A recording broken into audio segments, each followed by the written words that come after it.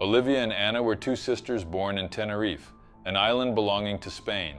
Olivia was 6 years old at the time of the events, while Anna was 1 year and a few months old. On April 27, 2021, they were kidnapped by their own father, Tomás Casañas.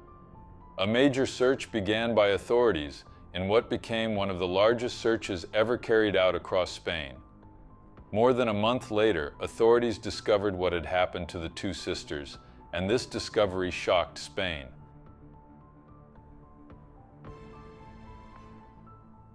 This story begins in Tenerife, an island that belongs to the Canary Islands archipelago located in northwest Africa and is controlled by Spain.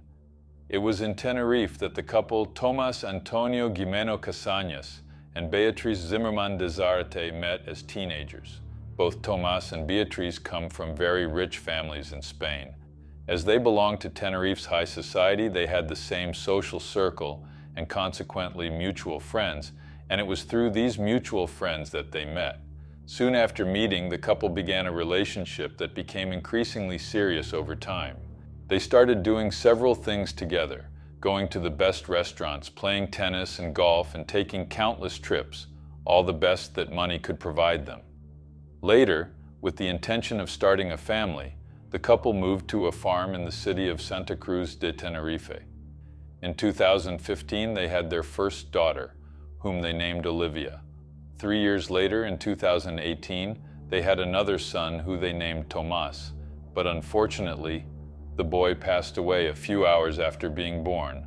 This fact left Beatriz and Tomás very shaken, and to make matters worse, the couple had been facing some problems in their relationship.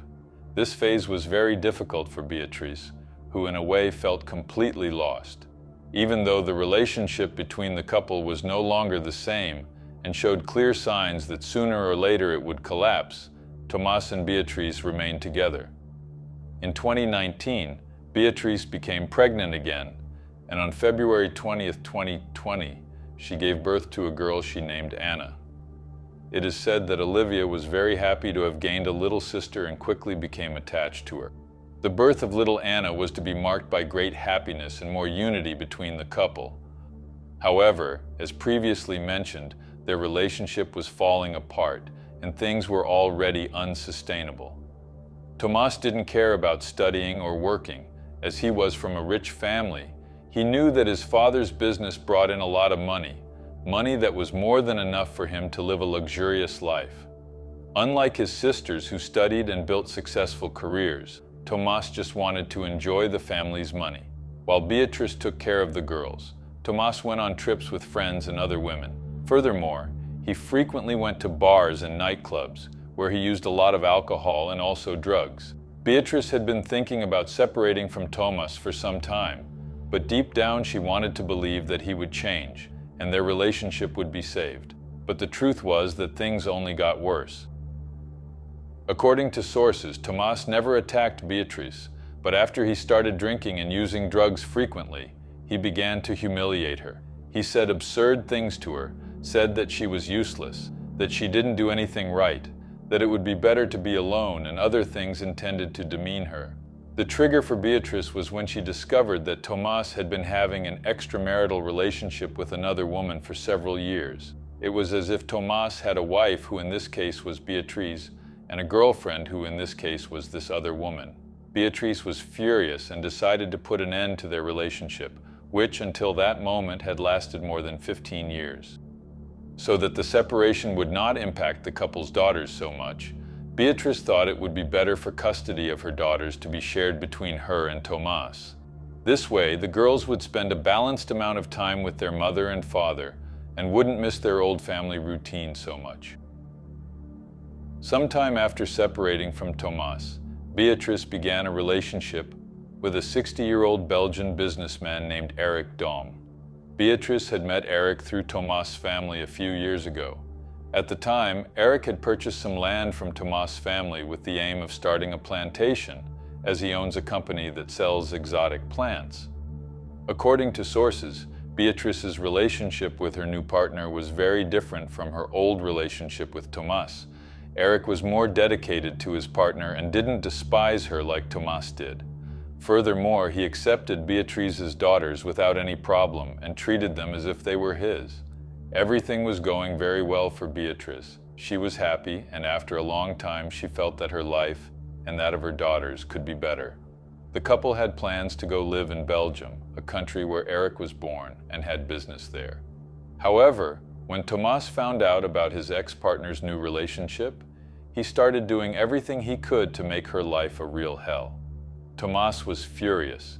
He told Beatrice that he wouldn't allow such a thing, and that he didn't want an old man to take care of his daughters. In the following months, even though Thomas was already in a new relationship, he did not leave Beatrice and Eric alone. On August 30th, 2020, Beatrice, Eric, and her two daughters went to eat at a restaurant in the city. Thomas somehow found out and decided to go to that same restaurant. He stopped in the parking lot and waited there until Beatrice and Eric left with the girls. Neither Beatrice nor Eric realized that Thomas was in the restaurant parking lot waiting for them, and when they left the establishment, they were surprised by him. With a piece of wood in hand, Thomas attacked Eric and struck the man several times. Beatrice entered the middle to try to defend her new teammate, but was hit in the head by Thomas and fell to the ground. Thomas hit Eric a few more times and then went after Beatrice and dragged her by the hair for a few meters across the parking lot. All this in front of Olivia and Anna, the former couple's two daughters. People who were in the restaurant and also who were passing by witnessed the entire scene, very scared. Some of them desperately called the civil guard, who arrived at the scene within minutes. However, Thomas was faster and managed to escape before the guards arrived. Authorities later went to Thomas' home and arrested him for serious assault. As there were numerous witnesses, and the victims Beatrice and Eric were also badly injured, Thomas could spend some time in prison. However, Beatrice chose not to press charges against her ex-partner, and this was necessary so that Thomas could be formally accused of the crime. According to sources, Beatrice convinced Eric, her new partner, not to press charges either, and thus Thomas was not accused and was free. Beatrice decided not to press charges, as she knew that if she went ahead with it, Thomas would be arrested. And Beatrice did not want her ex-partner to be arrested, as for her, it would harm her daughters and also Thomas' family. In December 2020, there was another incident involving Beatrice and Thomas. This time, Thomas did not attack his ex-partner, but offended her in every possible way. Feeling scared and humiliated, Beatrice decided to go to the Civil Guard police station to file a complaint. However, upon arriving at the scene, she gave up pressing charges for the same reasons that made her give up previously. The guards, who already knew the whole story involving Beatrice and Thomas because of the first incident, were instructed by their superior to keep an eye on Thomas. From that point on, custody of Olivia and Anna, which was previously shared between the couple, became exclusively Beatrice's. This happened due to concern for the girls' safety, as in recent months Thomas had been demonstrating aggressive behavior. Therefore, if Thomas wanted to see or spend time with his daughters, he would first have to make a verbal agreement with Beatrice so that she could authorize it. At the same time, Beatrice formalized her relationship with Eric. She went to live with him in Rad Azul, a region on the coast of Tenerife, and he appointed her as a representative of one of his companies. Things between Beatrice and Thomas seemed to have calmed down. The civil guard even called her to ask if everything was okay, while the woman replied yes.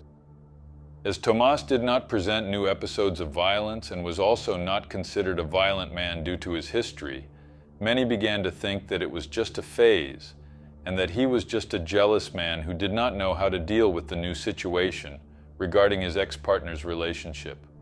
But the truth was that Thomas was capable of much worse things, and in recent days, he had been planning a crime that would shock Spain.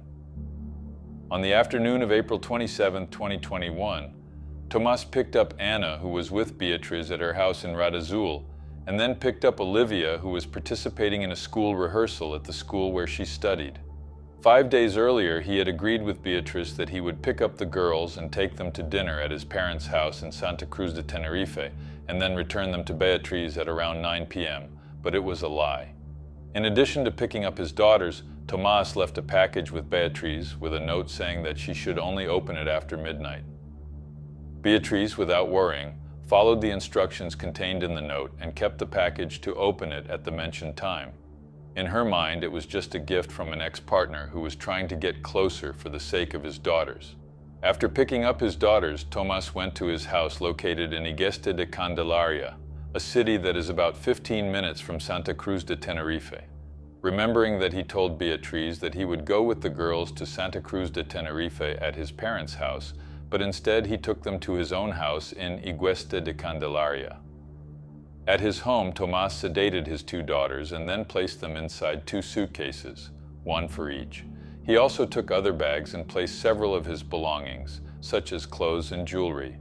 Afterwards, he briefly stopped by his parents' house in Santa Cruz de Tenerife, but his parents didn't notice anything strange. Tomás had left all his suitcases, including those with his daughters inside his car where it was impossible to see them.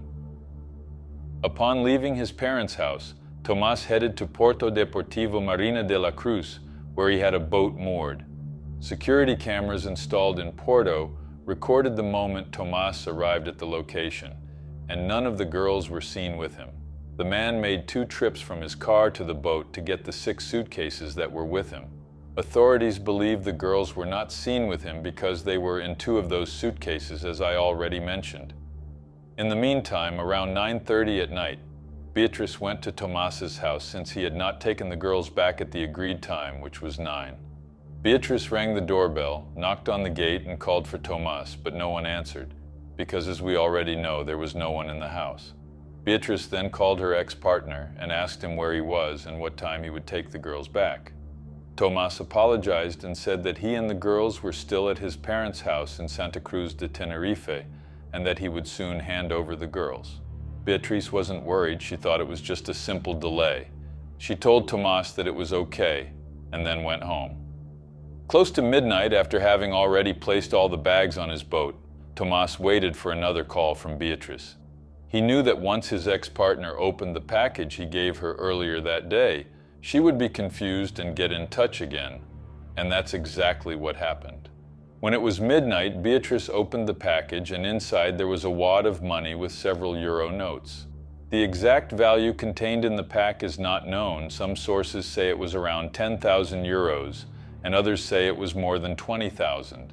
In any case, what is known is that when Beatriz opened the package, she was very confused and decided to call Tomás to ask what it meant. Tomás just replied that it was for her and that she would never see her daughters again, and neither would he. At that moment, Beatriz became desperate and quickly contacted the civil guard and explained the situation to them. However, at that moment, there wasn't much the guard could do. At least that's what they told her.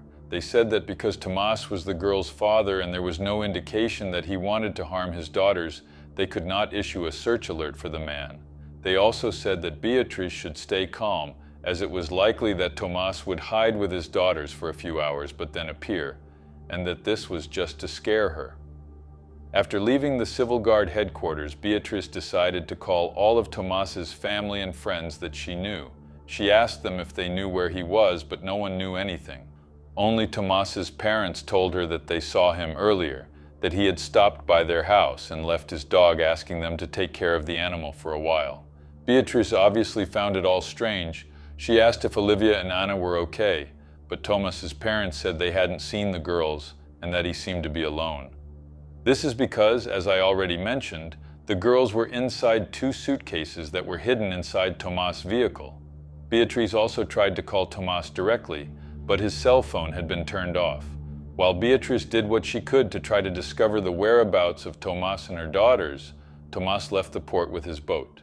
Before that, about an hour before he spoke to Beatriz and said that she would never see her daughters again, the police had approached him because he was violating the rules imposed by restrictions on the movement of people. The year was 2021, so the world was still facing the problems caused by the global health crisis. The police officers who approached Tomás gave him a warning and said that he could not be circulating in that area of the port. The police officers did not notice anything strange about Tomás and did not search his car either. Tomás told the police that he was only there in the port to put some things on his boat and that he would not leave afterwards. The police officers then left, and it was at that time that Tomás began to put his bags on his boat. According to authorities, after placing his suitcases on the boat, Tomas left the port with his boat twice. He also deactivated the vessel's GPS so that its route would not be recorded.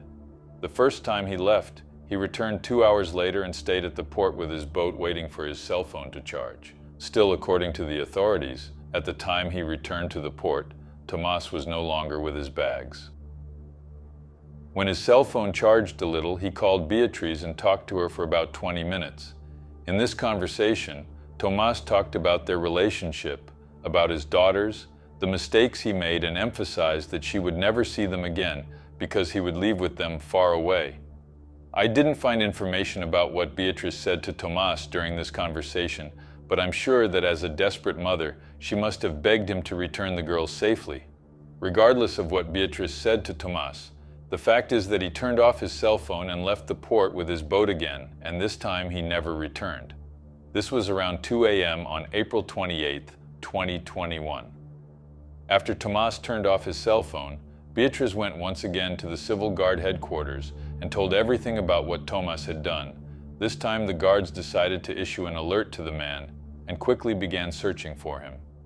After collecting some information, authorities put together the theory that perhaps Tomas had gone with his daughters to South America or Africa.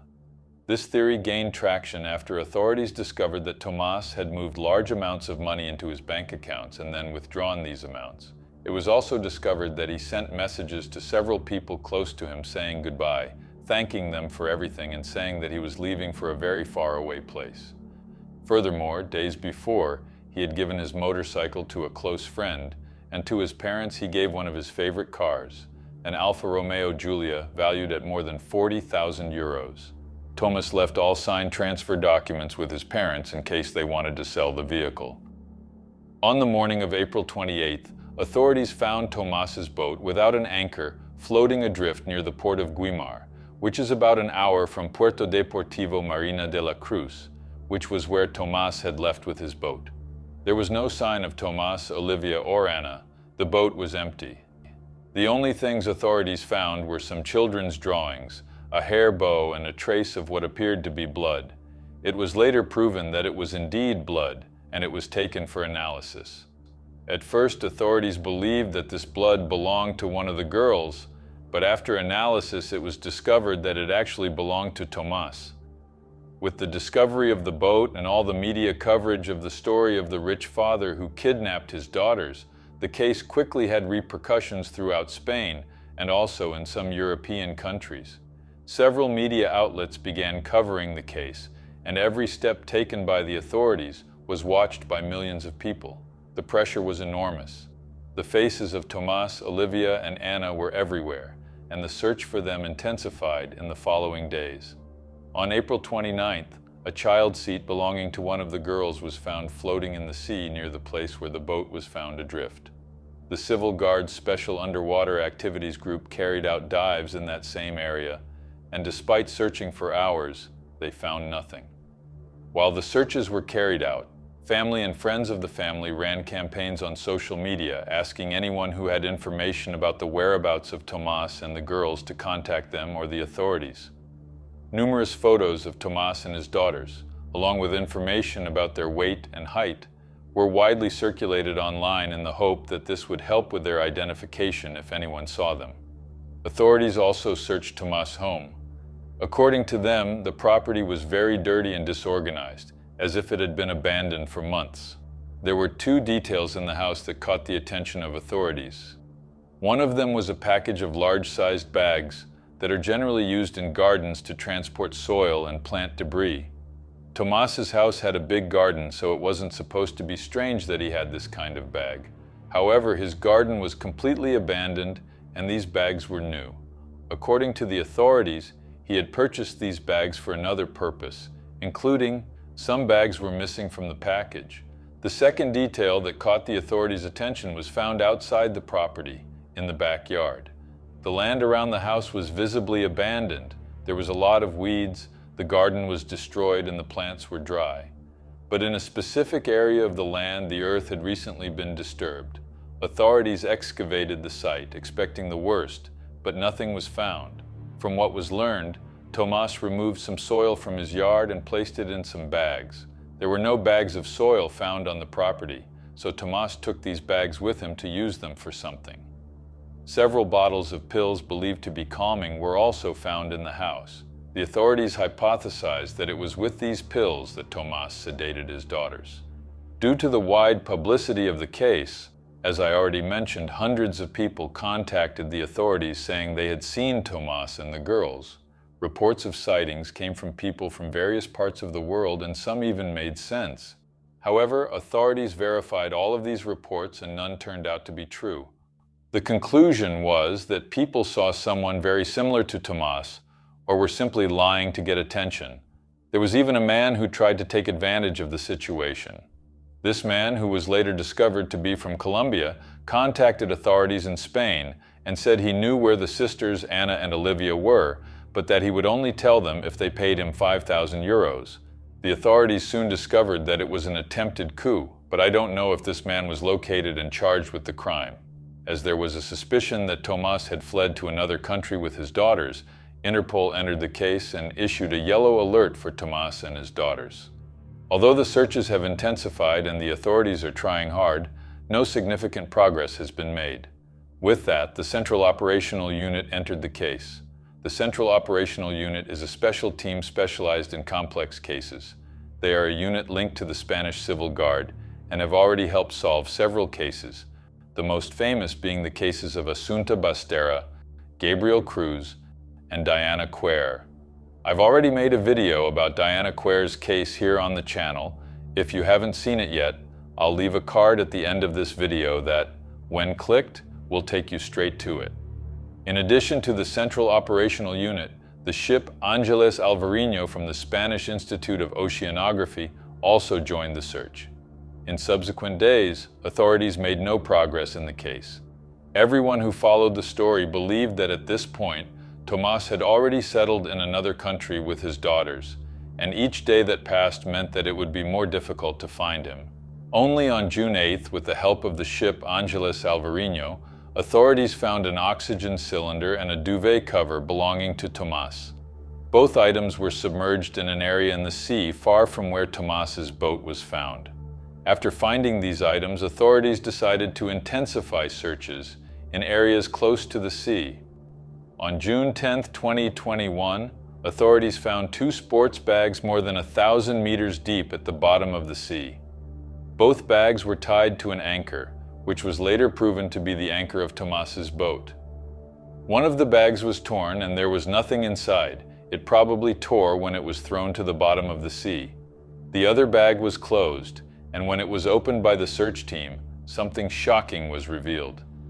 Inside the bag was the body of a girl who, despite not being readily identified due to her characteristics, authorities believed to be Olivia.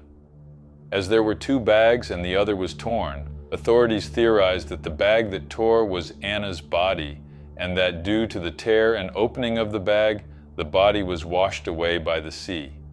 Later, the body found in one of the bags was taken for an autopsy, which confirmed that it was Olivia. The autopsy found that the Olivia's cause of death was suffocation. For the police, Tomas drugged his 2 daughters and then suffocated them. Then he put each one in a sports bag and then packed these bags at the anchor of his boat and threw them into the sea. One of the bags, which was where Olivia's body was, remained intact. The other, due to the pressure of the rapid descent into the sea, or because it bumped into something when it reached the bottom at a depth of more than 1,000 meters, tore and its contents were carried away by the sea, contents that the police believed to be of Anna's body. The police believe that Tomas tried to use the bags of earth he took from his house to sink the sports bags his daughters were in, but something must have gone wrong and he preferred to use his own boat's anchor. The discovery of Olivia's body quickly spread throughout Spain. Several media outlets that were already following the case reported the sad news about the find. Many people were devastated by the discovery. Most believed that the 2 sisters were alive and well, along with their father in some other country. Beatrice Zimmerman, the girl's mother, was devastated. In a statement, Beatrice said that she intended to remove her paternal surname from her daughters' names, thus erasing any link that could refer to Tomas. She also published a letter in which she thanked all the support received from the authorities and the population. A few days later, when authorities said they had already searched a huge area at sea and that it would be almost impossible to locate Anna's body, Beatrice pleaded for the search to continue. She said she wouldn't be at peace if she couldn't bury her little girl. The authorities responded to Beatrice's pleas and continued with the searches. At this point, there were two theories of what could have happened to Tomás. The first was that he had taken his own life by throwing himself into the sea with weights tied to his body. And the second was that he had fled to another country, being rescued from his own boat that was adrift by another boat driven by an accomplice. The following days were marked by intense searches at sea and much distress, but despite all the efforts and commitment of the authorities, no trace of Tomás or little Anna were found at sea. Land searches were also carried out across the island of Tenerife, but like sea searches, these searches came up empty. As a result, the searches had to be ended. Do you remember the civil guards that Beatrice first spoke to when she went to the guard headquarters to make a complaint about Tomás? And they told her that she shouldn't worry because Tomás was just trying to scare her, and that he would soon return her daughters safely. Well, the Spanish Civil Guard Command opened an internal investigation to investigate the conduct of these guards, who, according to the law, were negligent. Subsequently, the internal investigation concluded that the guards were omitted and they were administratively punished. The case raised a huge debate about vicarious violence, which is when an ex-partner commits violence against their own children to harm their mother, which is what happened in this case involving Tomás and Beatrice. Numerous protests were held in Spain in which people called for justice. With the search over, there wasn't much that Beatrice and her family could do to recover Anna's body. Little Olivia's funeral was public. This decision came from the girl's mother, who said that this was a way of showing her gratitude for all the support and solidarity she received from society. Later, a funeral for little Anna was also held. On October 18, 2022, a bronze statue in honor of Anna and Olivia was unveiled in a children's park in the city of Santa Cruz de Tenerife.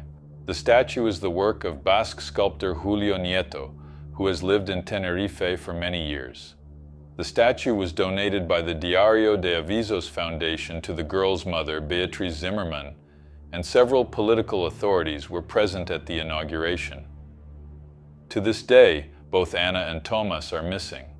According to authorities, the two are no longer alive and their bodies disappeared in the vast sea that surrounds the island of Tenerife. For some people who followed the whole case, Tomás is alive and hiding in some country in South America. But what about you? What did you think of this case? Do you believe that Tomás could really be alive and hiding in another country?